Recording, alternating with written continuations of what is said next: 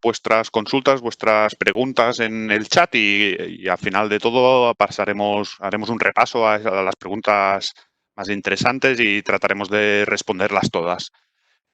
Bueno, pues estamos hoy aquí para hablar de cómo realizar una correcta protección diferencial. Antes de empezar, deberíamos hacernos una pregunta y es ¿por qué debemos poner protección diferencial en nuestras instalaciones? Cuando preparábamos este webinario, que siempre lo hacemos con mucho cariño, bueno, estábamos algunas personas debatiendo y una de ellas me decía, hombre, pues Joan, no te engañes, si ponemos protección diferencial es porque nos obligan, ¿de acuerdo?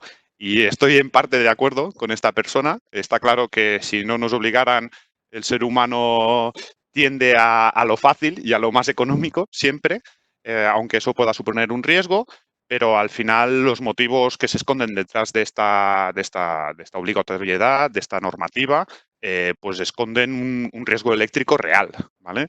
¿Real como qué? Bueno, pues fijaros en esta estadística tan demoledora, ¿no? En pleno siglo XXI ya, ¿no?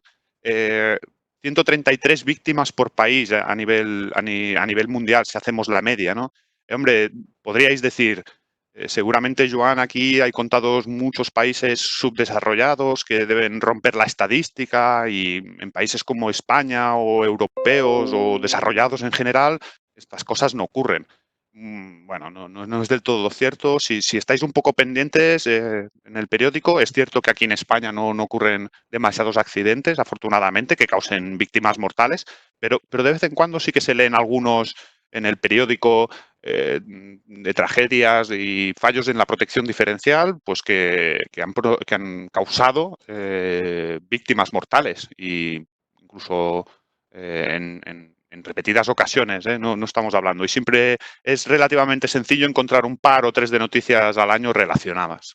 Este es uno de los motivos por los que la protección diferencial es necesaria y es imprescindible para hacer una buena protección.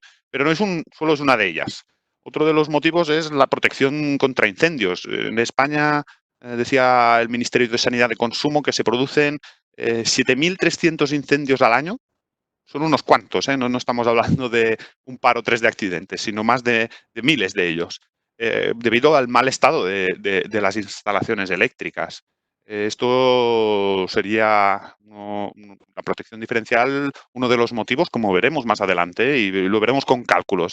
Uno de los motivos que tiene es hacer protección de aislamiento, y uno de los defectos que pueden producirse cuando existe un defecto en el aislamiento, pues es un incendio. Si se acumula bastante energía porque ese defecto de aislamiento es grande, pues es una cosa que podría llegar a suceder, un incendio.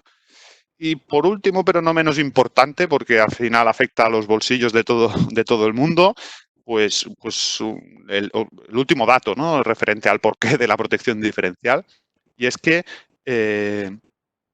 una apagada, debido a una mala elección, por ejemplo, de una protección diferencial, puede suponer en algunos sectores críticos, como por ejemplo el de las telecomunicaciones, un coste elevadísimo por minuto. Estamos hablando de 30.000 euros, incluso por minuto. Imaginaros que estos días, ¿no?, que estamos todos en casa por obligación, pues hubiera un problema de telecomunicaciones porque una tormenta provocará un salto de diferencial, de un mal diferencial, pues el coste sería elevadísimo por parte de las compañías de telecomunicaciones. Sería una tragedia a nivel económico.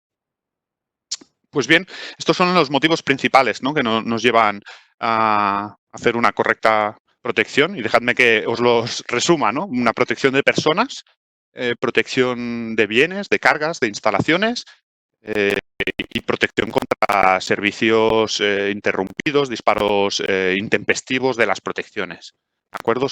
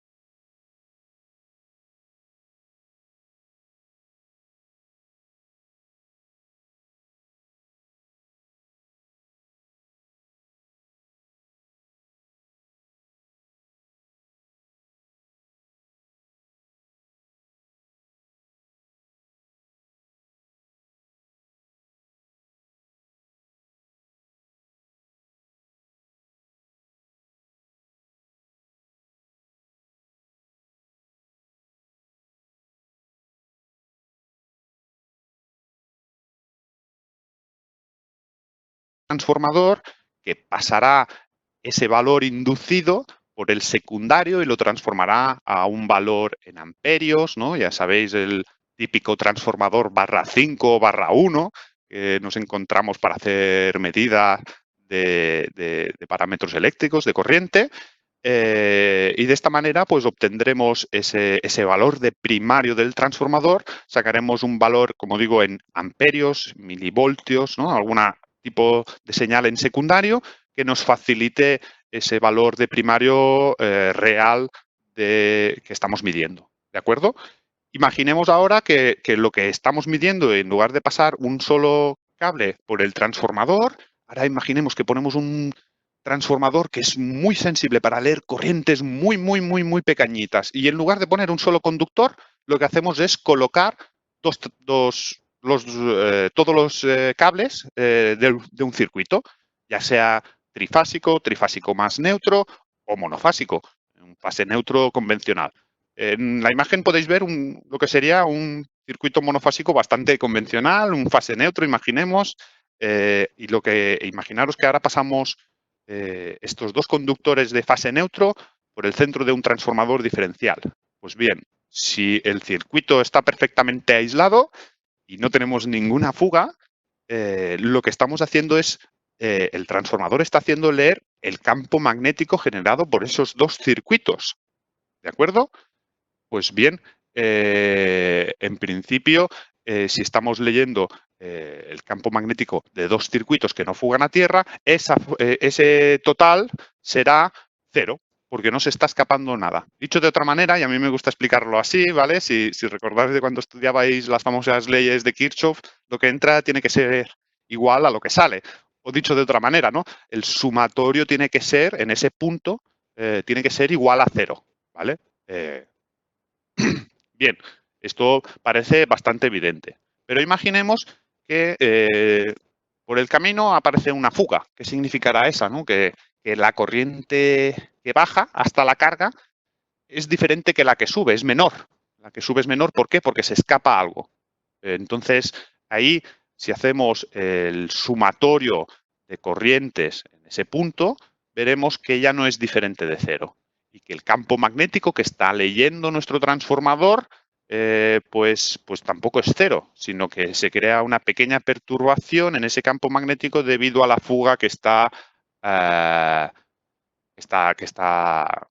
escapándose por ese circuito, ¿de acuerdo? Entonces, fijaros que ese sumatorio ya no es cero.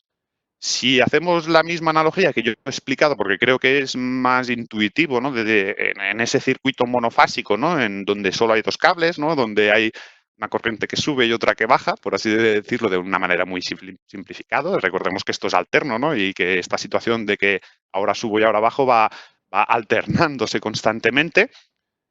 Bueno, en un circuito trifásico o trifásico con neutro, la analogía es exactamente la misma. Es decir, la suma vectorial en ese punto deberá ser cero siempre que no haya ninguna fuga.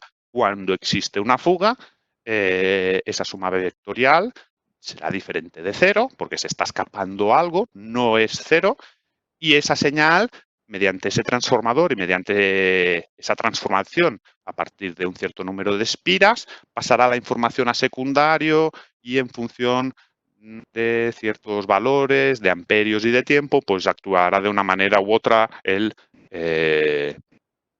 transformador y el sistema de protección diferencial. ¿Sí? Bueno, es un sistema tradicional, así es como se leen las fugas, ¿vale? Es muy importante tener claro ese concepto y yo creo que aquí también estamos resolviendo algunas de las dudas básicas de cómo hacer una correcta protección diferencial. Muy importante, para una correcta protección diferencial siempre se ponen todos los conductores activos de la instalación, del circuito que estamos protegiendo, ¿de acuerdo? Entonces, ante la duda de ¿tengo que poner el neutro o no tengo que poner el neutro por el transformador de protección diferencial? Bueno, pues si es un neutro activo, sí, deberemos ponerlo, ¿eh? Y si está trabajando en el uso de esa carga, pues deberemos ponerlo, ¿vale? Para que la suma vectorial sea cero cuando no hay fuga y empiece a haber cierta diferencia cuando aparece esta fuga, ¿de acuerdo? Entonces ya vemos cómo es esta medida de protección diferencial y bueno, para ver si estamos obligados a hacer a hacer una protección diferencial.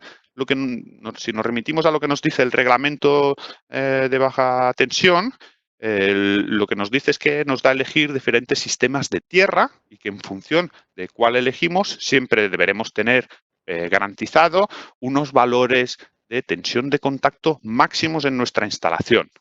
¿De acuerdo? Vamos a ver un poco las opciones que nos da el reglamento de baja tensión con los diferentes esquemas de conexión a tierra, y ahora veremos cómo, en función de cómo estamos o de cuál tenemos elegido en nuestra instalación, lo necesarias que serán las protecciones diferenciales, o en qué casos a lo mejor no lo son. ¿De acuerdo? Aunque pueda parecer extraño, porque ya veremos que los sistemas más extendidos aquí en España obligan, debido a que los contactos directos establecen una tensión de contacto elevada, a hacer uso de una correcta protección diferencial.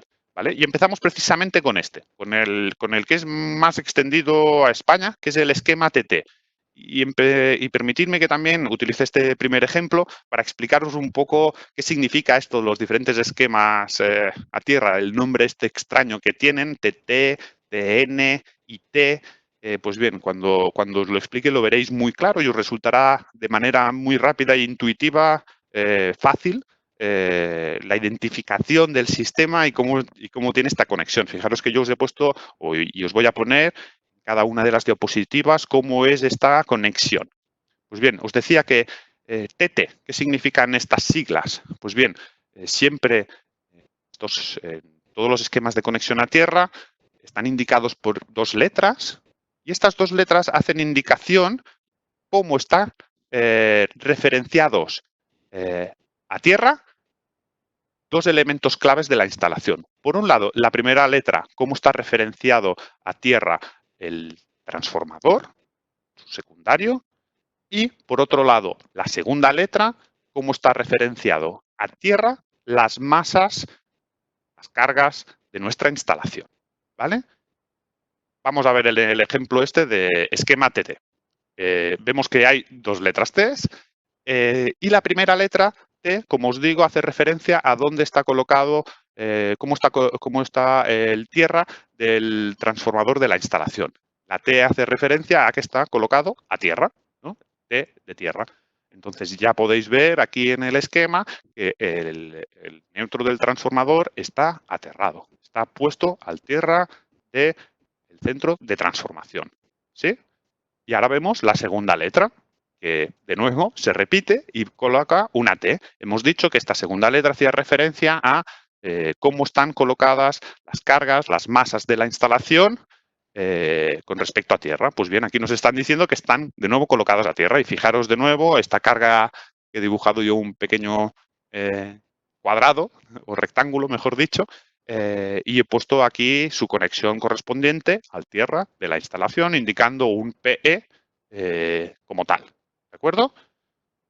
Pues bien, esta es la definición del esquema TT, conexión de neutro a tierra y conexión de las cargas a tierra. Es el más extendido en España, es el que tendréis vosotros a nivel doméstico, y en el 90% de las instalaciones, como digo, aquí en España, es el más utilizado.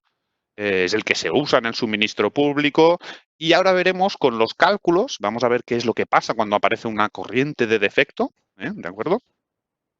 ¿Cuál es la tensión de contacto?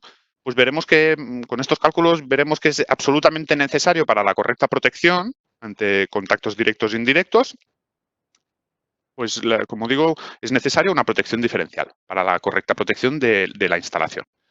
Entonces, vamos a ver, he pasado la diapositiva y ahora me gustaría, por favor, primero para simplificar los cálculos y con el objetivo de intentar hacerlo un poco más intuitivo, como digo, los circuitos monofásicos resultan un poco más sencillos de explicar y sin duda mucho más fáciles de representar a nivel matemático.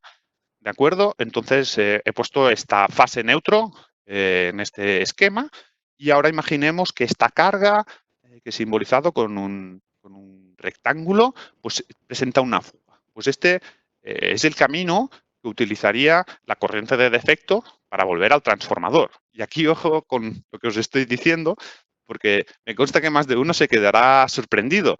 Y es que, ¿qué pasa con las corrientes de defecto, ¿no? ¿Dónde va la fuga, ¿no? La fuga a tierra, ¿no? ¿Y eso qué pasa? ¿Se pierde por ahí? ¿No? ¿Se queda en tierra? No. Pensad que siempre el camino de vuelta de la corriente es hacia el transformador, ¿vale? Esto puede parecer bastante raro, ¿no? Porque no parece que haya un camino fácil, ¿no? Hasta un transformador que está situado a no se sabe qué distancia de las cargas que está alimentando y no hay un circuito que lo limite, ¿no? Un conductor como hay en el resto de la instalación, ¿no? Para hacer esta distribución de cargas. Pues bien, efectivamente, la corriente, si sale es porque sabe que puede volver y el camino seguirá este camino para volver al transformador. Fijaros bien en, como digo, estas flechas que os he indicado, ¿vale? Que indican este camino desde la fase, esta resistencia de defecto que se convierte en cero, porque pensemos que esto sería representado por el aislamiento, por ejemplo, del conductor. Imaginemos que hay aquí este defecto, esta resistencia RD desaparece y, por lo tanto, hay este contacto fase con la masa metálica de la carga y la corriente, se establece esta corriente de defecto que pasa desde la resistencia de tierra de la instalación hasta la resistencia de tierra del centro de transformación y de ahí, pues, de nuevo, al transformador de potencia.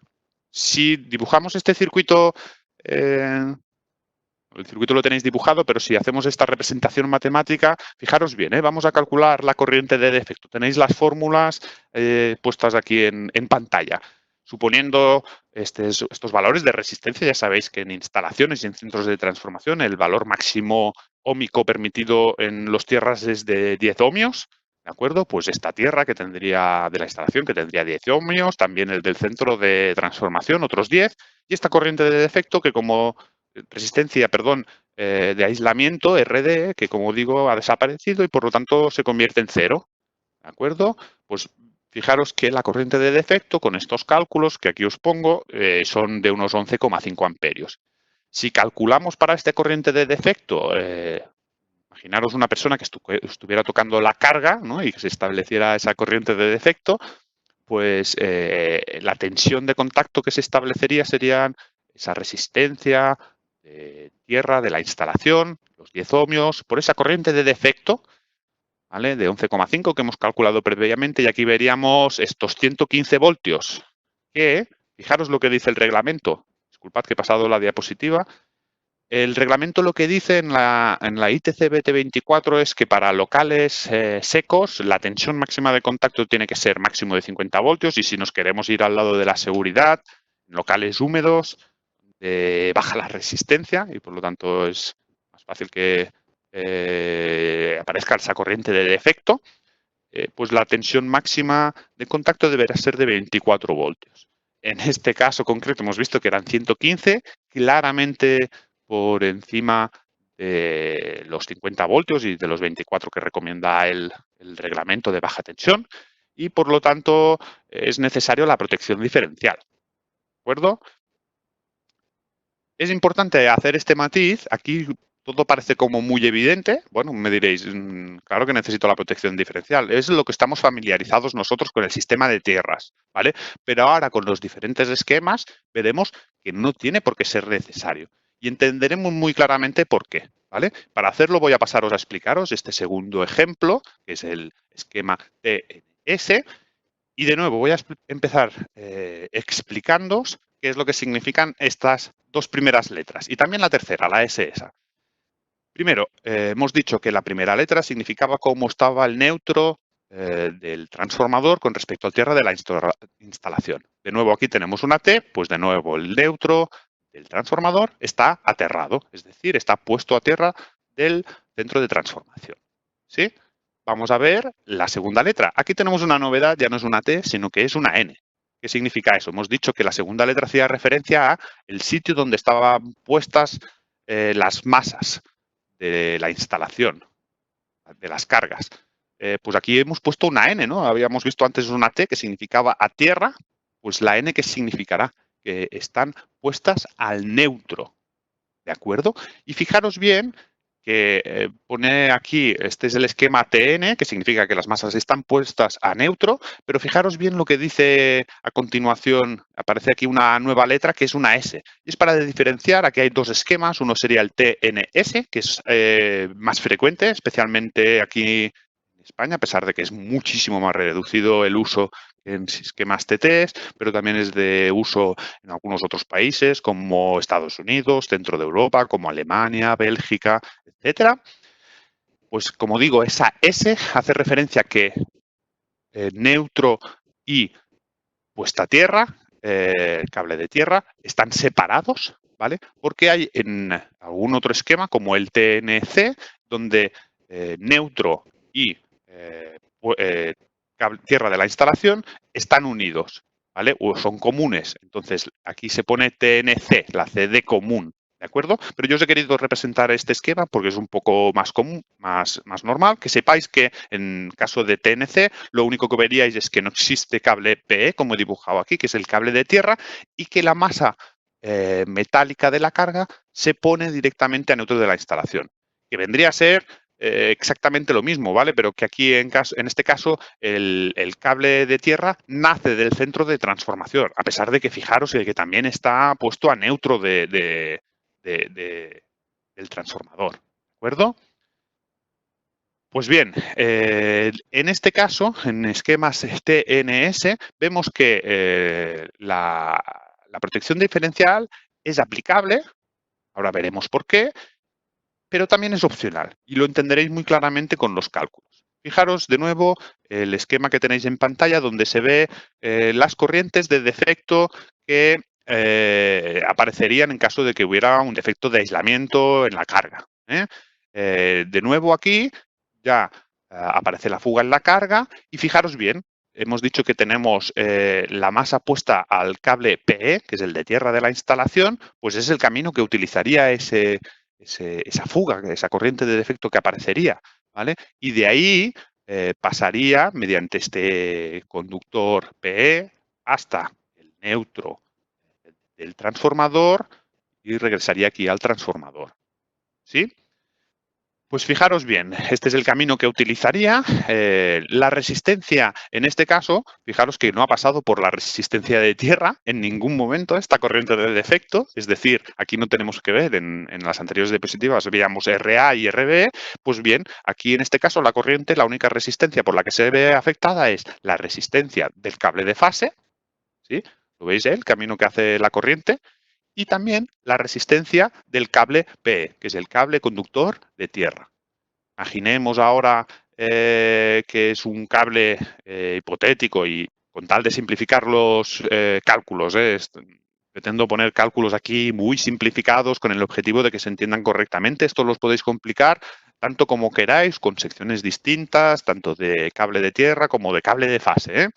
Pues fijaros bien, la resistencia de estos cables viene a ser la resistividad del cobre, que como sabéis es 0,025, multiplicado por la longitud, me he imaginado una instalación de unos 50 metros, y dividido entre la sección del cable. Como digo, lo he simplificado y he puesto cables de, por ejemplo, sección de 35 milímetros cuadrados. Fijaros bien que la resistencia que están ofreciendo tanto cable de tierra como cable de fase es muy pequeño. Estamos hablando de miliohmios. Cuando estábamos hablando de valores de resistencia de tierra, estamos hablando de valores de hasta 10 ohmios, es decir, 10.000 veces más grande que estos 32 miliohmios. ¿Sí? Por lo tanto, si calculamos la corriente de defecto generada a partir de esa resistencia de defecto que hemos calculado, que es la resistencia del cable de fase más la resistencia del cable de tierra, vemos que aparece una corriente de defecto que fijaros el valor, es bastante llamativo. En el caso anterior veíamos que teníamos un valor de apenas 100 amperios, que era bastante alto, pero aquí ya estamos hablando de miles de amperios, 3.578 amperios, ¿sí?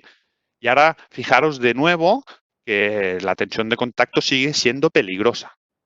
Pero esta corriente de defecto, que es muy elevada, fijaros que al ser tan elevado está quedando en la parte magnética de nuestro interruptor automático. Es decir, aquí si aparece una corriente de defecto será no de miliamperios, no de amperios, sino de miles de amperios. Y por lo tanto, la protección magnetotérmica que tengamos asociada disparará porque será un cortocircuito.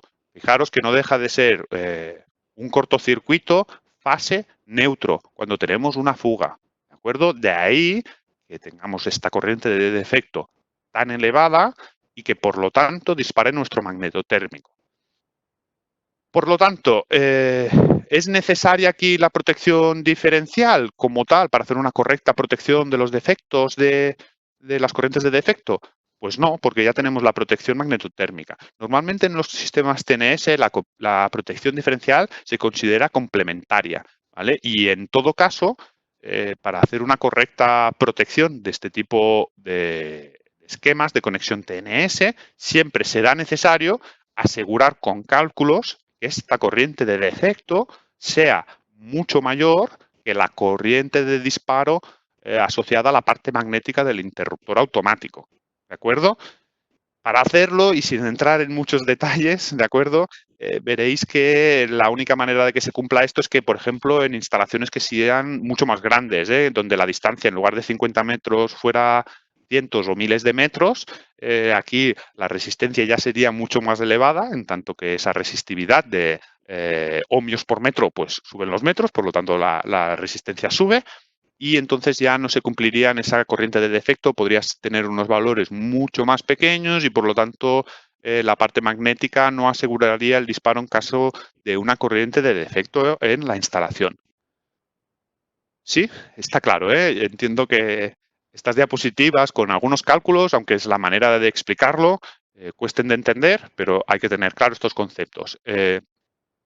Las corrientes de defecto en esquemas TNS, pasará lo mismo en TNC, son muy elevadas y por lo tanto no es, a pesar de que es aplicable la protección diferencial, porque aparece una corriente de defecto elevada y hay una tensión de contacto peligrosa, no es obligatoria, simplemente es opcional como tal. Y por último, vamos a ver el esquema de conexión IT. El esquema de conexión IT. De nuevo, vamos a repasar las dos letras que tiene este esquema, ¿de acuerdo? Que hacen referencia, como os decía al principio, a cómo está conectado el neutro del transformador y cómo están puestas a las partes metálicas de las cargas asociadas a la instalación. ¿Sí? Pues vemos que la primera letra es una I. ¿Qué significa una I? Esto pensad que viene del inglés, ¿vale? Entonces esto viene de decir isolated, ¿ok? Lo que es lo mismo del inglés aislado, y significa que el neutro del transformador está aislado, pues, o tiene una impedancia muy elevada, es impedante, con respecto al tierra del centro de transformación, ¿vale? Y aquí se dibuja, fijaros bien, con esta alta impedancia que hay asociada entre neutro del transformador y tierra del centro de transformación, ¿vale? Y ahora nos fijamos en la segunda letra, que de nuevo es una T. Esto ya lo habíamos visto en el esquema TT y significaba que la masa de las cargas está puestas a tierra. De nuevo lo podéis ver en el esquema, que este cuadradito que hay representado a modo de carga, pues está puesto al tierra de la instalación. ¿Sí? Bueno, este tipo de sistemas, deciros que son de uso muy común en norte de Europa, también en otros países. Son de obligado cumplir, son obligatorios en quirófanos y salas de anestesia y ahora veremos. Normalmente este tipo de instalaciones, este tipo de esquemas está muy destinado a asegurar la máxima continuidad de servicio de la instalación. ¿Vale? Entonces, como os podéis imaginar, es muy crítico que en un quirófano o en una sala de anestesia, cuando estamos en un proceso que no puede detenerse bajo ningún momento y que podría ser crítico y vital, pues necesitamos la máxima continuidad. No puede ser que el cirujano de turno se quede sin luz y cierta máquina o simplemente se quede a oscuras, ¿no? Mientras está haciendo una operación que puede ser a vida o muerte. Pues como digo, estos esquemas de conexión a tierra, en principio lo que hacen es priorizar la continuidad de servicio de la instalación. Ahora veremos de qué manera y lo entenderéis muy fácilmente con los cálculos que de nuevo os he puesto, ¿eh? Fijaros bien en la diapositiva a continuación y vemos de nuevo cuál es el camino que sigue la corriente cuando aparece un defecto, ¿sí? Fijaros bien que sale del transformador, está ID, corriente de defecto, va hasta la carga. Aquí es donde hay un problema y el típico cable que ha perdido de aislamiento y puede estar tocando la chapa del motor, etcétera, etcétera. Y esto fuga a tierra, pasa a esta tierra de la instalación y de ahí, de nuevo, aunque parezca muy extraño, la corriente vuelve siempre al transformador, esa corriente de defecto vuelve al transformador y se encuentra con más dificultades, ¿vale? Porque este neutro está aislado o tiene una impedancia, tiene un valor de resistencia que es muy, muy, muy, muy, muy elevado, ¿de acuerdo? Normalmente no acostumbran a estar aislados. Mi experiencia me dice es que se acostumbra a poner aquí un valor de resistencia que es bastante elevado. Os he puesto aquí un ejemplo que es bastante común, ¿vale? Para hacer los cálculos, que serían 3.450 ohmios, ¿vale? Estamos hablando de kiloohmios, 3,4 kiloohmios, para hacer estos cálculos. Sería, como digo, un valor que lo podríais encontrar en alguna instalación que tuviera este esquema de conexión IT. Pues bien, partimos de los 230 voltios que hay entre fase y neutro. De nuevo, los valores típicos de resistencia de tierra, 10 ohmios para el tierra de la instalación, para el tierra del centro de transformación y esta alta impedancia de 3.450 ohmios. Pues bien, si calculamos esta corriente de defecto, fijaros bien, sumamos todas las resistencias y aplicamos esa tensión entre esas resistencias y vemos que la corriente de defecto es muy pequeña. Ya no estamos hablando de amperios ni de kiloamperios, como era el caso de TNS, sino que estamos hablando de miliamperios, 1000 veces por debajo de un amperio. Y ahora aquí está la clave un poco del esquema IT. Vamos a ver cuál es el cálculo de la tensión de contacto a partir de esta corriente de defecto tan pequeña. ¿Vale? Fijaros que tenemos que aplicarlo a partir de la resistencia de tierra de la instalación, esos 10 ohmios, y como partimos de una corriente tan pequeña, pues vemos que aparece una tensión de contacto que es muy, muy pequeña, que es de 0,6 voltios. ¿Qué significa esto? Pues que, como decíamos antes, el reglamento de baja tensión está obligándonos a proteger contra contactos directos siempre que las tensiones de contacto sean superiores a 50 voltios tensión locales secos o 24 voltios tensión húmeda. Y fijaros que estamos muy lejos de esos valores límite, ¿no? 0,6 voltios es la tensión de contacto. Dicho de otra manera, y para que lo entendáis todo, cuando se establece un defecto en una instalación con un esquema de conexión IT, la tensión de contacto que aparece no es peligrosa para el cuerpo humano y por lo tanto no es necesario hacer el corte de la instalación para la correcta protección de personas y bienes, como veníamos diciendo. Parece bastante lógico, ¿no? Porque estábamos diciendo que esto está pensado pues, para premiar la continuidad de servicio en aquellas instalaciones que pudieran ser críticas, ¿no? Como hablábamos de quirófanos. Pues efectivamente, de esta manera aparece un defecto y el circuito no debe cortarse para hacer la correcta protección. Ojo aquí, no os he querido entrar en tanto detalle, los cálculos se complican un poco y tenemos tiempo limitado, pero seguro que podréis encontrar información detallada de estos cálculos, pero ya os adelanto que aquí si tuviéramos una carga y apareciera un segundo defecto en esta segunda carga, a esta corriente de defecto inicial se le añadiría una segunda corriente de defecto y los cálculos se reharían. Y aquí sí que ya sería necesario cortar el circuito. También os adelanto que, en principio, la corriente que aparecería aquí sería valores altos de kiloamperios y que tampoco sería necesario la protección diferencial como tal. La protección magnetotérmica ya no sería de utilidad porque ya dispararía. De nuevo, estos kiloamperios que aparecerían con este segundo defecto harían que nuestro interruptor automático ya disparara. Normalmente la protección diferencial en estos esquemas IT simplemente se hace como no hay nada que dispare ante la aparición de este primer defecto. Lo que se hace de manera bastante habitual es monitorizar las fugas que aparecen en la instalación con tal de ofrecer una alarma en caso de que superen cierto umbral que podría estar indicando la aparición de este segundo defecto de aislamiento y que haría peligrar la continuidad del servicio con el disparo de esos interruptores en la parte alta magnética del interruptor. De acuerdo, pues estos son los tres esquemas de conexión a tierra distintos. Espero que os haya quedado bastante claro estos esquemas de conexión y que en todo caso veáis muy claramente que en esquemas TT es necesario y obligatoria la protección diferencial. En esquemas TNS la protección ante corrientes de defecto y de fuga se hace mediante protección magnetotérmica. La protección diferencial se utiliza de manera complementaria y para esquemas IT se establece que las tensiones son pequeñas y que por lo tanto no es necesaria la protección diferencial y que ante un segundo defecto la protección magnetotérmica sería la que actuaría. Y ahora vamos a empezar a ver cómo hacer una correcta protección diferencial y para hacerlo necesitamos ver bueno, cuáles son los efectos de la corriente debido a fugas diferenciales. Y, y el primer efecto es el efecto que conocéis todos o al menos algunos de los efectos sobre la corriente en las personas. Y para hacerlo, pues os he presentado esta gráfica que salen algunas normativas, por ejemplo, en la IEC 60947,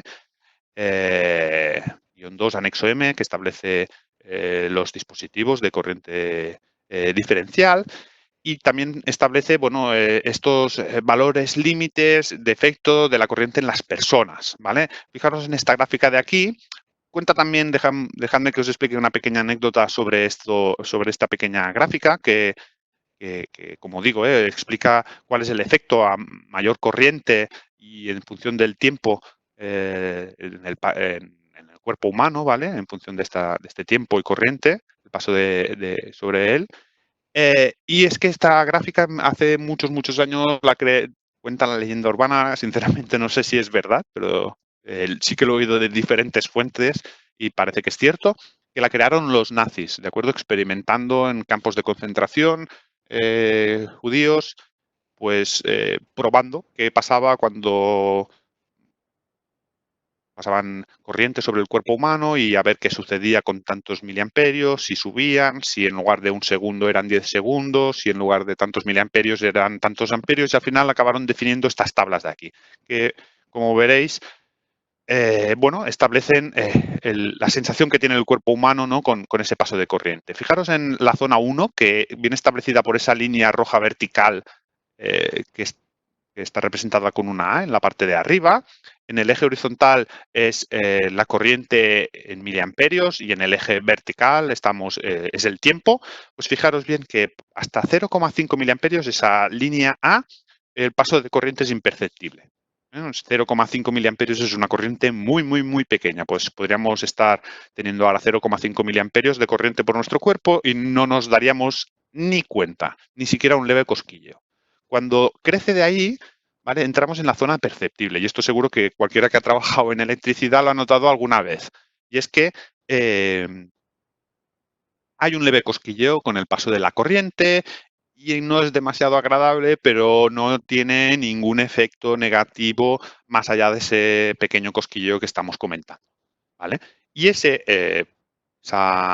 zona perceptible de la corriente va desde esos 0,5 miliamperios hasta 30 miliamperios. Fijaros en esta segunda línea roja que llega hasta la curva, es vertical, que llega hasta la curva C1. Pues bien, esto marcaría el umbral a partir del cual no hay efectos reversibles en el paso de la corriente en el cuerpo humano. Fijaros ya bien que a partir de estos valores de 30 miliamperios, de ahí el famosos 30 miliamperios, ¿no?, que tenemos todos a nivel doméstico para hacer la protección diferencial, ¿no? Pues bien, no es casualidad, estos 30 miliamperios siempre se utilizan para la protección de personas porque es el umbral a partir del cual se sabe con toda certeza que el cuerpo humano no tiene ningún efecto irreversible. A partir de los 30 miliamperios la cosa se complica. Fijaros bien en la curva C1, que ya tiene así una forma un poco más rara, ya no es absolutamente recta. Bueno, aquí ya se producen algunos efectos, ¿vale? Por ejemplo, los típicos efectos de contracción muscular o incluso quemaduras, ¿vale? Que no tienen por qué ser graves, pero que ya causan un perjuicio para la salud. La curva C2 ya establece o 5 de cada 100 personas podrían tener ya un ataque al corazón, ¿no? Una fibrilación corazón. Y en la curva C3, los efectos de una fibrilación al corazón ya son de cara o cruz. ¿De acuerdo? De ahí viene un poco todo el efecto que estábamos comentando de proteger con 30 miliamperios siempre que hay necesidad de proteger personas. ¿Vale? Pensad que 30 miliamperios es una sensibilidad muy, muy exigente. Estamos hablando de corrientes muy pequeñas. Otro de los factores a tener en cuenta que afecta a la energía y al paso de la corriente en las personas es el tema de la frecuencia. Debemos saber de que a mayor frecuencia el paso de corriente no produce los mismos efectos, dado que se acumulan menos energía y por lo tanto a mayor frecuencia se necesita mucho más paso de corriente, perdón, para producir los mismos efectos. Y lo veréis un poco con el ejemplo que os he querido poner aquí en la pantalla. Es decir, fijaros bien, estábamos hablando antes de los famosos 30 miliamperios a 50 hercios. Pues bien, esos 30 miliamperios a 50 hercios tendrían la misma energía que 225, estamos hablando de 7 veces y media más corriente que esos a 500 hercios que esos 30 miliamperios a 50. ¿Vale? Fijaros la diferencia. De aquí y de ahí la importancia un poco, y que explicaremos un poco más adelante, de todos estos sistemas de inmunizado, que lo que hacen es pasar estas altas frecuencias que vienen generadas por los armónicos de nuestra instalación a un valor RMS de 50 hercios, minimizando el impacto que tienen estas altas frecuencias a valores de frecuencia industrial. ¿De acuerdo? Todos estos sistemas de inmunizado son muy importantes y hablaremos un poco con más detalle a continuación. Ahora lo veremos más para adelante. No quiero explicar, pero cuando hablemos de los tipos de protección diferencial veremos cuáles son los que incluyen estos sistemas de inmunizado. Bien, vemos también que el reglamento de baja tensión, la selección de sensibilidad de estos 30 miliamperios, que se convierten muchas veces en una obsesión, ¿no?, para poner en toda la instalación, pues no son de obligado cumplimiento en todos los puntos de la instalación. De hecho, el reglamento solo establece estos casos que podéis ver ahora mismo en pantalla como obligatorios para hacer una protección de 30 miliamperios. El típico es el primero, que es el de instalación de viviendas. Ya sabéis que a nivel doméstico es absolutamente obligatorio poner los 30 miliamperios. Y todos los demás casos, fijaros bien que acostumbran a ser locales húmedos, ¿vale? Como baños, bañeras, vestidores, etcétera, y instalaciones que son provisionales, ¿de acuerdo? Y que por lo tanto no tienen garantizado un buen sistema de tierras o un tierra óptimo y que por lo tanto prefieren ser prudentes y cortar cuanto antes mejor, vamos a decirlo de esta manera. Pero en verdad el reglamento lo que establece, y ya lo hemos visto antes con los diferentes sistemas de tierra, es que nuestro valor de sensibilidad siempre tiene que garantizar esta fórmula de aquí, y es que la tensión de contacto máxima tiene que ser igual o inferior a 50 voltios para locales secos y 24 para locales húmedos. ¿Qué quiere decir eso? Que salvo en esos puntos que veíamos de antes donde se nos obliga a poner los 30 miliamperios, otra manera de calcular qué sensibilidad podemos elegir a la hora de poner las cargas es comprobar cuál es la resistencia de tierra que tenemos en nuestra instalación. ¿Sí? Entonces, en función de esa resistencia de tierra, veremos que no es necesario poner esos 30 miliamperios que en muchas ocasiones nos provocan esos disparos intempestivos y que tan molestos son, si hacemos estos cálculos y garantizamos que nuestra resistencia es más pequeña que los valores que podéis ver en esta tabla, pues podremos colocar sensibilidades superiores a esos 30 miliamperios. Y pasa lo mismo con los valores de 300 miliamperios, que son los típicos, ya lo sabéis vosotros, para la protección de cargas, por ejemplo, motores y cualquier otro tipo de cargas. Pues bien, ¿de dónde salen esos 300 miliamperios? Pues bien, la normativa IEC 364 establece que los valores mínimos de potencia que son necesarios para crear un incendio están alrededor de unos 70 vatios. Bien, si suponemos una fuga que está entre fase y neutro, que es el caso más desfavorable, sería más desfavorable que incluso entre fase y fase, y partimos de esos 70 vatios, vemos que la corriente de defecto que causa esa potencia para esa tensión está alrededor de los 300 miliamperios. De ahí un poco ¿no? También esa tendencia que hay a hacer toda la protección siempre para valores de 300 miliamperios, y es una sensibilidad que es bastante frecuente, típica para hacer esta protección de máquinas, ¿no? Y viene de esa intención de hacer una correcta protección de incendios en caso de fallos de aislamiento. Bien, seguimos ahora para ver los diferentes tipos, las diferentes clasificaciones que existen de dispositivos de corriente diferencial. Esto es con el objetivo, seguro que cuando buscáis literatura en diferentes sitios, pues a veces os encontráis con estos acrónimos de aquí. RCDs, esto es un acrónimo que viene a decir Residual Current Device, y que es para cualquier tipo de dispositivo de corriente diferencial, y que es una manera muy genérica de llamar un diferencial, sea del tipo que sea. Luego podéis ver los RCCBs, estos son interruptores diferenciales directos, es lo que se conoce como típico diferencial directo, que ya tiene el sistema, como los que tenéis a nivel doméstico. RCBO, que es un interruptor diferencial con protección por sobrecorriente, es decir, un interruptor diferencial con interruptor automático que tiene protección térmica y magnetotérmica. Y luego también tenéis un MRCD, un dispositivo modular de corriente residual. Esto es bastante típico para sistemas que utilizan transformador y relé externo. El clásico sistema de circuitor, ¿de acuerdo? El de toda la vida, que utiliza un transformador y un relé con un elemento de corte. Y por último, el RCM, que también es un sistema que ha venido desarrollando Circuitor con el clásico sistema RGU 10, que tiene un display y que nos permite hacer un monitoreo de la corriente diferencial en tiempo real. Vamos a ver muy rápidamente los tipos de protección diferencial. Aquí podéis ver las normas de referencia y, muy importante, fijaros bien el símbolo que acompaña a cada uno de los tipos de protección diferencial, porque es lo que aparece en los diferentes dispositivos. Es decir, en un dispositivo, si bajáis y miráis el diferencial que tenéis instalado en vuestras casas, no encontraréis la palabra AC, A, F o B, que son los 4 tipos de protección diferencial que existen, sino que lo que encontraréis es el símbolo que podéis ver dibujado a su lado.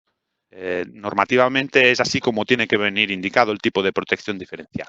Pues bien, partimos de la protección diferencial más básica, que es la tipo AC. Solo hace una protección para fugas de corrientes alternas, senoidales. Es el tipo de protección más básica que existe y seguramente el que disponéis todos a nivel doméstico. Pasamos a una protección un poco más avanzada, que sería la protección tipo A. Siempre pensad que cualquier tipo de protección acumula las protecciones anteriores, es decir, la protección tipo A incluye las mismas protecciones que tiene la protección tipo AC, es decir, la corriente alterna senoidal, y le añade una protección para corrientes alternas pulsantes, ¿vale? Que pudieran salir del rectificado de ondas, taladros, etcétera, etcétera. Seguimos con la protección tipo F, que a lo que ya teníamos acumulado con el AC y el A, es decir, alterna senoidal y alterna pulsante, le añade también una protección a corrientes mixtas, que no dejan de ser sumas de alternas y continuas. También hace una cierta protección ante composiciones de onda de hasta 1 kilohercio, ¿de acuerdo? De ahí el símbolo, que fijaros que tiene esa forma tan rizada, en el símbolo que aparece justo dibujado al lado. Y por último, pero no menos importante, de hecho es la más avanzada de todas las protecciones diferenciales, una que recientemente se ha puesto bastante de moda debido al auge que han tenido algunas cargas, como por ejemplo puntos de recarga de vehículo eléctrica, también variadores, SAIs, etcétera, que es la protección tipo B, que a todas las anteriores le añade un tipo de protección ante fugas de corriente continua. ¿De acuerdo? Es decir, la protección tipo B es la única que garantiza protección adecuada ante fugas de corriente continua. Pues bien, en principio estos son los 4 tipos de protección diferencial. Si recordáis, os decía al principio que era muy importante en algunos sistemas que tuvierais presente los sistemas inmunizados. Bueno, ¿y qué tipo serían estos sistemas inmunizados de los 4 que tenemos en pantalla? Pues serían los tipo A, ¿de acuerdo? Los tipo A, la normativa no incluye ningún sistema de inmunización, pero es cierto que todos los fabricantes tendemos a añadirle algo más de lo que nos exige la norma, con tal de ofrecer valor añadido en nuestros productos y ofrecer ventajas en la protección diferencial, hacerla mejor, en definitiva. Y como digo, estos sistemas inmunizados entran dentro de la normativa tipo A y ofrecen algo más de lo que exige la normativa. Por ejemplo, en los sistemas inmunizados de circuitor, seguramente conoceréis nuestro sistema ya ultra inmunizado, pues ofrecemos estos 3 beneficios principales. Primero, inmunidad ante los transitorios, a quien no le ha pasado alguna vez ante una tormenta, que hay un rayo y pues hace disparar las protecciones de toda la escalera, de todos los vecinos. Pues bien, si nuestro diferencial tiene esa inmunidad ante transitorios que se puedan producir en la red, pues esto evitaría estos disparos intempestivos ante estos fenómenos meteorológicos, por ejemplo.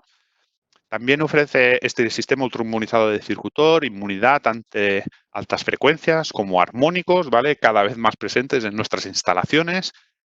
Sin esta inmunidad ante armónicos se presentarán de nuevo los disparos intempestivos. Y por último, pero no menos importante, es el margen de disparo. Esto también me sirve para explicaros un poco el sistema que tiene la protección diferencial, que debe disparar entre el 50 y el 100% de la sensibilidad, de acuerdo a la normativa. ¿Qué quiere decir eso? Que en un diferencial de 30 miliamperios puede empezar a disparar a partir de 15, según lo que dice la normativa. Y en todo caso deberá disparar siempre antes de alcanzar la sensibilidad límite, que son los 30 miliamperios, ¿no? En este ejemplo que estaba explicando. Pues bien, Circuitor garantiza que sus diferenciales solo empiezan a disparar a partir del 85% de esa sensibilidad. Dicho en este ejemplo de 30 miliamperios, pues empezarían a disparar a partir de esos 26, 27 miliamperios, ¿no? Con lo cual, si nuestra fuga oscilara entre 15, 17, 20 miliamperios, un diferencial convencional, sin tener estos beneficios de ultrainmunizado, podría estar disparando y el de circuitor no, aguantará más hasta que llegue a los 26, 27, hasta este 85% de la fuga antes de disparar. Vamos a ver ahora un poco temas de selectividad, ¿vale? Debéis tener en cuenta que normalmente se consideran 2 tipos de selectividad. La selectividad horizontal, aquí los problemas de este tipo de selectividad presentan lo que se conocen como disparos por simpatía. Ahora veremos un breve resumen de estos problemas. Y la selectividad vertical. Empezamos por esta selectividad horizontal. No voy a entrar con mucho detalle, me estoy alargando un poco más. Son las 11 en punto y me quedan apenas un par de diapositivas o 3 para explicaros.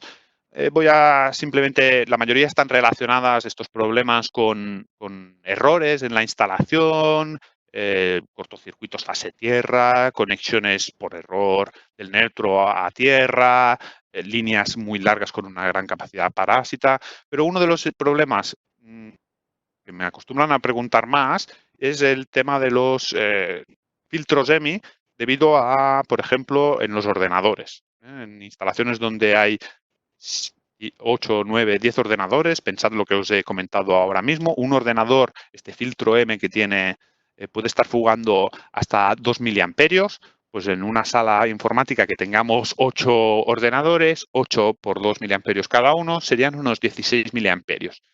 Si tenemos un diferencial de 30, hemos dicho que pueden empezar a saltar a partir del 50% de sensibilidad.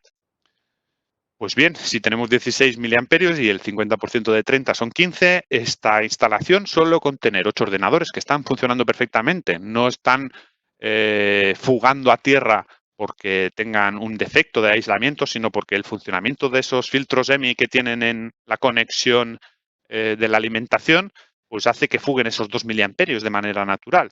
Pues digo, este diferencial que no es inmunizado, pues podría estar disparando. Solución: muy fácil, o colocar un diferencial ultrainmunizado que te garantiza el disparo al 85%, por lo tanto, esos 8 ordenadores que fugan 16 miliamperios ya no dispararían a partir de 26, 27, con este sistema ultrainmunizado de circuitor, o bien separar circuitos y donde ahora tenemos 8 ordenadores conectados o colgando de un solo diferencial, pues tendremos que poner 4 y 4 de tal manera que se alejen un poco más de ese valor umbral de disparo. Entramos ya ahora en la selectividad vertical. Hay 3 tipos de selectividad vertical. La selectividad vertical es aquella que se tiene que mantener cuando hay diferenciales seriados, es decir, imaginaros la típica situación de diferencial a pie de carga, diferencial de subcuadro y diferencial en el cuadro general o el diferencial general de la instalación, pues deben cumplir siempre estas 3 tipos de selectividad, que sería la amperimétrica, como mínimo 3 veces la sensibilidad del diferencial instalado aguas abajo, la cronométrica, como mínimo 2 veces el tiempo máximo del diferencial instalado aguas abajo, y también la selectividad vertical de tipo, es decir, cualquier diferencial instalado aguas arriba debe ser del mismo tipo o superior que el instalado aguas abajo. Veremos sobre la selectividad vertical y horizontal. Creo que la manera más ilustrativa de ver estos dos conceptos es con estas dos curvas. Fijaros bien que son curvas de acuerdo a lo que dice la normativa. Vamos a dedicarnos el ejemplo en la curva de color azul. Fijaros bien que esta zona pintada, sombreada de color azul, es la zona de disparo. Fijaros también que esa línea vertical que está al inicio, en discontinuo, pues aparecería a partir de esos 15 miliamperios, ¿vale? Fijaros que la línea a la izquierda son los 10 y la siguiente serían los 20, pues esos serían esos 15 miliamperios que hablaba, que dice la normativa. Y fijaros que el objetivo de la selectividad vertical, si lo comparamos con la curva de color gris, perdón, de color lila, es que tanto amperimétricamente como cronométricamente, estas dos curvas no se solapen en ninguno de los casos, de tal manera que aseguren siempre que el diferencial aguas abajo sea el primero que dispara, tanto por tiempo como por amperios. Si lo vemos directamente sobre las respuestas de tiempo que presentan las curvas de tiempo más habituales, ¿vale? Como puede ser la general, que también se conoce como instantánea, y la selectivo, vemos que los tiempos de actuación y de intervención que tienen nunca se solaparían. ¿Por qué? Porque el dispositivo con respuesta de tiempo selectivo tiene, aparte de un tiempo de intervención máximo en segundos, tiene también un tiempo de intervención mínimo, que hace que ninguna de las dos curvas se vayan a solapar en ninguno de los casos anteriores. Algunos ejemplos de selectividad vertical con el objetivo de poner ejemplos, ¿no? de lo que sería correcto e incorrecto. Fijaros en este primer ejemplo con 30 miliamperios aguas arriba y aguas abajo, instantáneos, no cumpliría ni una cosa ni la otra. fijaros en el de más a la derecha, que sería el correcto. El 300 miliamperios ya son 3 veces superiores a los 30 que están a pie de carga, y la curva selectiva ya hemos visto que no se solapa en ningún momento con la curva instantánea y que siempre da una buena selectividad cronométrica en ese sentido, con lo cual esa sería totalmente adecuado. Lo mismo si vemos un poco los tipos de protección vertical, de selectividad vertical, es decir, imaginaros esta instalación donde hay una protección tipo A, pues queda totalmente prohibido poner una protección que sea inferior a aguas arriba. Una C estaría totalmente erróneo, una protección tipo A ya sería adecuado porque estás igualando el tipo de protección, y una protección tipo B, aguas arriba de una protección tipo A, sería ideal en tanto que estamos poniendo un tipo de protección superior a la que tenemos aguas abajo. Y ya por último, después de este rapidísimo repaso a conceptos básicos de protección diferencial y cómo hacer una buena elección del diferencial necesario para proteger a nuestra instalación, dejadme que os hable un poco de soluciones de valor añadido que dispone Circutor en nuestras instalaciones, en nuestro catálogo. Como digo, soluciones de valor añadido. ¿De valor añadido por qué? Bueno, pues porque ya no estamos hablando de una simple protección diferencial, sino que tienen algo que le hace un poco especial. Por ejemplo, con estas soluciones clásicas de aquí, clásicas y modernas al mismo tiempo, porque las hemos modernizado relativamente poco. El REC 4, la gama REC, es una familia que hace muchísimos años que está en Circutor. El REC 4 es relativamente nuevo y no deja de ser un interruptor diferencial con una reconexión automática. De aquí el valor añadido, ¿no? O sea, ante instalaciones donde se presentan disparos constantes, muchas veces son totalmente aleatorios y molestos, pues una reconexión automática es altamente recomendable. También en instalaciones donde se cubran servicios que puedan ser críticos, como cámaras frigoríficas, segundas residencias, ¿no? La nevera en la segunda residencia sería otro caso típico. Otro valor añadido que podemos añadir, que podemos incluir en nuestra protección diferencial, es la medida de parámetros eléctricos. El RECMAX CVM, a pesar de que es un equipo que ya tiene algunos años, se ha convertido rápidamente en un clásico en nuestro catálogo, en tanto que es un equipo que, aparte de la protección automática, ya no solo diferencial, con el sistema ultrainmunizado de Circutor, con los beneficios que hemos visto hace unos momentos, pues también incluye, mediante los transformadores que vienen incluidos con el equipo, pues la medida de parámetros eléctricos.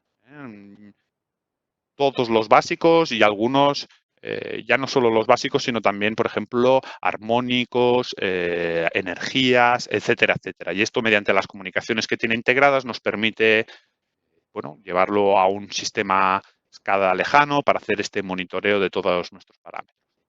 Y antes también nos decía de un clásico de Circutor. Aquí os he querido poner el tipo B, ¿de acuerdo? Que sería el RGU10B con sus transformadores WGCTB. Pero al final, el sistema clásico de display hace ya muchos años que lo tenemos en Circutor. De hecho, fuimos unos de los pioneros y permiten esa visualización de la fuga en tiempo real. Y luego también quería haceros hincapié en estos dispositivos de protección diferencial que incorporan algunas nuevas tecnologías. Por ejemplo, el REC-B. El REC-B es el primer diferencial tipo B con reconexión automática que dispone Circutor en su catálogo y es algo totalmente novedoso. Nadie hasta ahora había puesto un sistema totalmente compacto tipo B con reconexión automática, y creo que puede resultar de interés de nuevo en esos sistemas que son críticas, la continuidad de servicio. Y por último, quería presentaros también los dispositivos RGU 100 y CBS 420 que irán conjuntamente con los nuevos transformadores WGB, que son los nuevos diferenciales tipo B que vamos a sacar ahora a finales de este mes de abril, y que disponen de un display de nuevo nos ayuda a hacer una visualización en tiempo real de la fuga de nuestra instalación hasta 400 amperios, y que incluyen las protecciones de 30 miliamperios instantáneo que tan requeridos están en este tipo de aplicaciones tipo B. Nada más, espero, he apretado mucho, hemos hablado de muchos conceptos que seguro que llevarían muchísimo más tiempo desarrollarlos con mayor profundidad. Espero que os haya podido ayudar esta breve descripción que he hecho de cómo seleccionar una correcta protección diferencial. Y bueno, a partir de ahora, no sé si Vicente sigues por aquí y me puedes ayudar con, no sé si has Sí, estado Joan. atento con los comentarios de la gente o con preguntas y consultas. Sí, Joan, y tanto. Me oyes, no, Joan? Sí, perfectamente. Perfecto.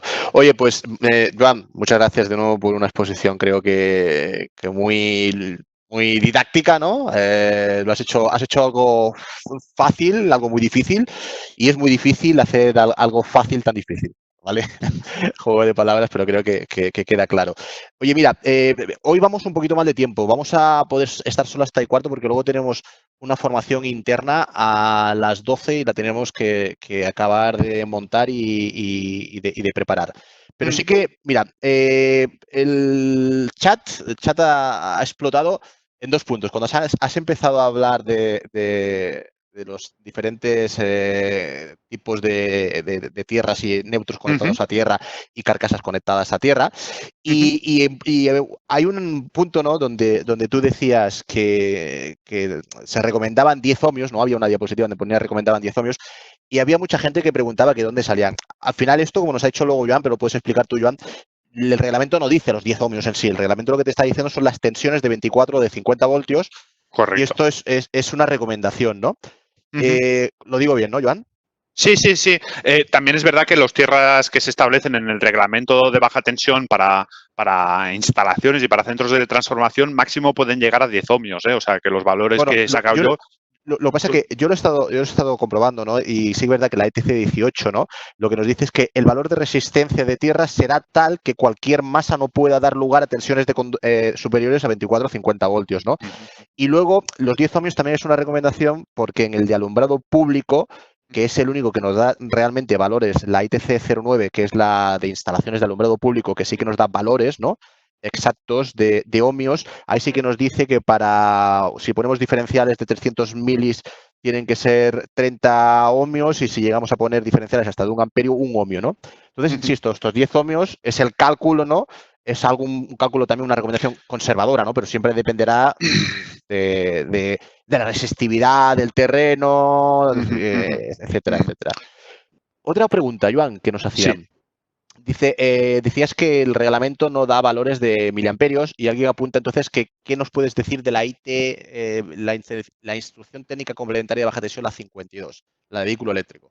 Sí, sí, sí, es verdad que aquí es uno de los pocos sitios en el reglamento donde se establece que debe ser de 30 miliamperios la protección de esos puntos de recarga. De nuevo, son instalaciones, normalmente esos 30 miliamperios son bastante exclusivos de instalaciones que tienen cierto cariz un poco provisional o que están a intemperie y que pueden ser sujetas a que la continuidad del tierra pues se vea un poco comprometida, ¿no? Porque al final, pues al estar en el exterior pueden haber accidentes, puede haber gamberradas, ¿no? Incluso de que corten algún cable de manera intencionada o cosas así, ¿no? Y entonces la mejor manera de garantizar que ante cualquier tierra malo vamos a estar protegidos, pues es poner esos 30 miliamperios y que las personas queden siempre garantizada su salud.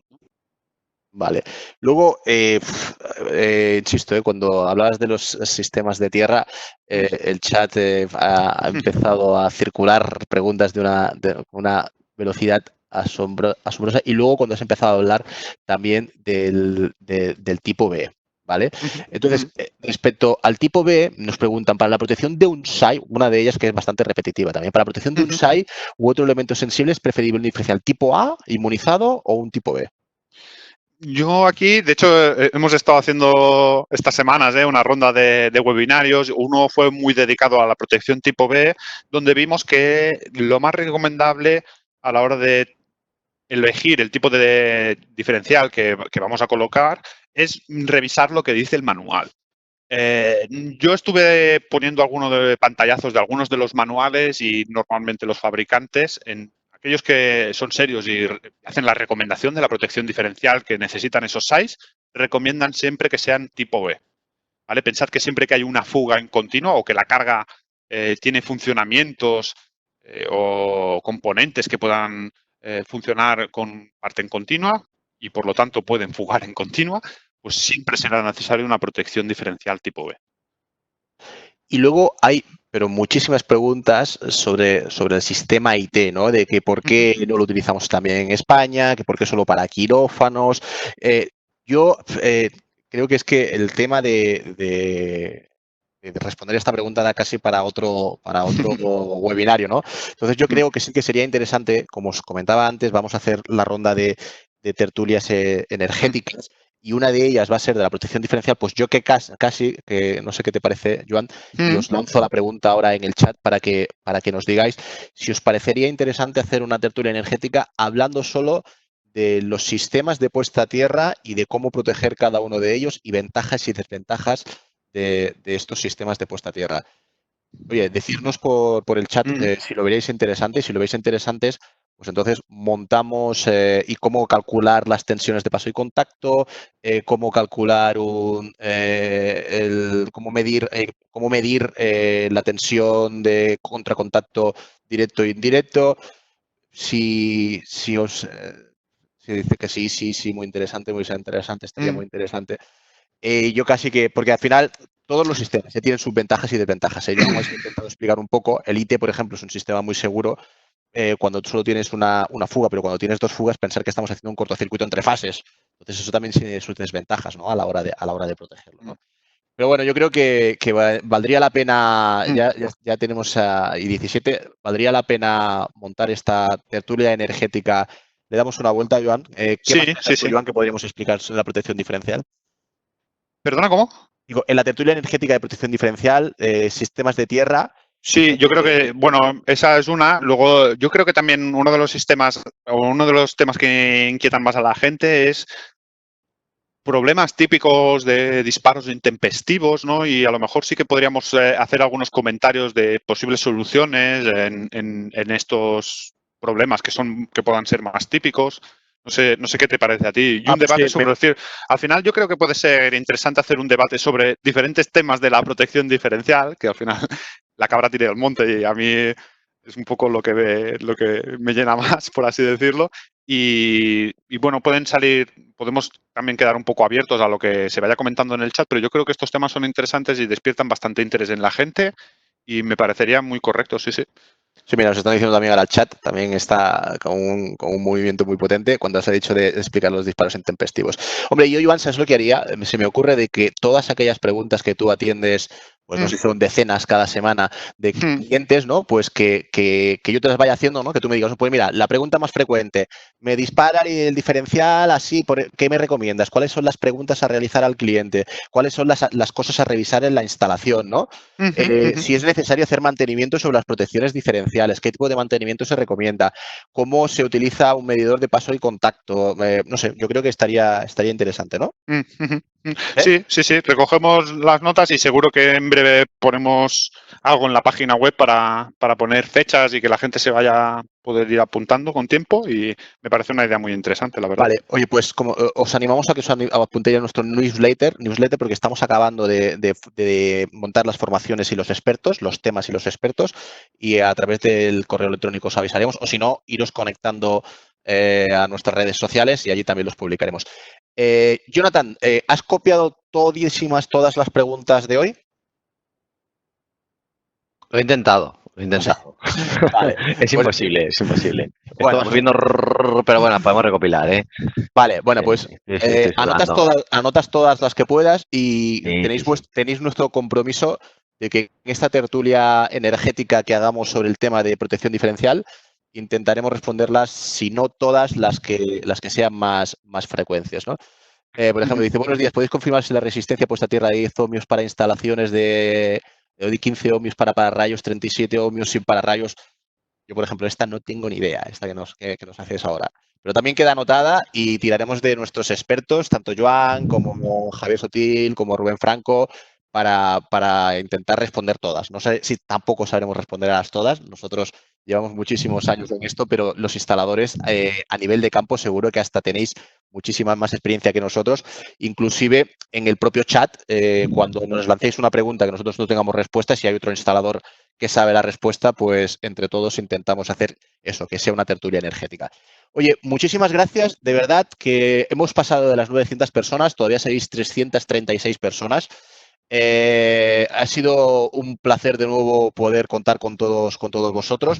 Mañana el de renovables, que ya no hay plazas, pero para el del miércoles sí que nos quedan el de armónicos. Vamos a explicaros ahí, vamos a entrar un poco al detalle de cómo hacer un análisis de armónicos, cómo hacer las mediciones, cómo hacer el estudio, cómo hacer el informe, qué cosas a tener en cuenta y luego cómo dar la solución, incluso cómo instalar un filtro de armónicos, cómo hacer el mantenimiento, un poquito todo esto. Dani nos va a ir explicando el miércoles sobre los armónicos. Yo os dejo aquí, doy paso a Joan para que se despida de todos vosotros y nos vemos mañana. Un fuerte abrazo a todos y cuidaros mucho. Yo poca cosa más que añadir que no haya dicho Vicente.